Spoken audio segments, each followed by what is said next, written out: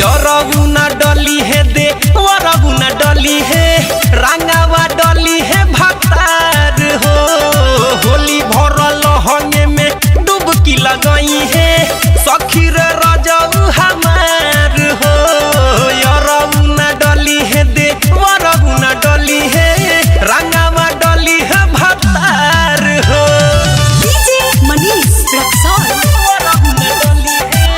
रंगावा डली है भतार presented by Lovely Films Production। रंगावा डली है भतार दोसरा पका हम डाली ध्यानवा हीरो जस बाड़े जब हमरे सजनवा आना का पका हम डाली ध्यानवा हीरो जस बाड़े जब हमरे सजनवा उनकेला जब सखी रे सवार गोरे गोरे गलिया गुलाल उहे मोली है रघुना डली है दे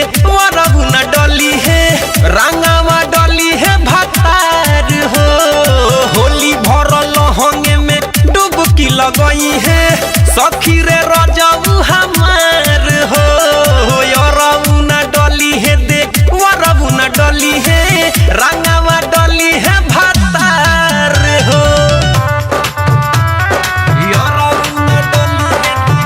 रघुना डली है रघुना डली है रंगावा डली है भतार म्यूजिक बाय गौरव रोशन। आप सुन रहे हैं अमित पटेल की आवाज में। पुआ पूरी तरुआ या भरुआ बनाई रजऊ के अपना पसंद से खियाई पुआ पूरी तरुआ या भरुआ बनाई पिया जी के अपना पसंद से खियाई जब मन डली है सखी रे निकली है देखी देखी लोग भले के तनो भी जली है रघुना डली है दे रघुना डली है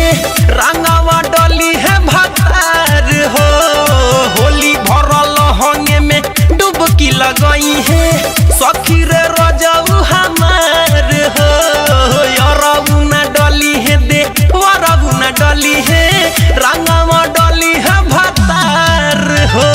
होलिया में माजाली है खूबे राजा रंगावा वीर मोरा चलनी में चली है रघुना डली है दे रघुना डली है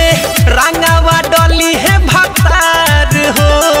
होली भरल हंगे में डुबकी लगई है सखी रे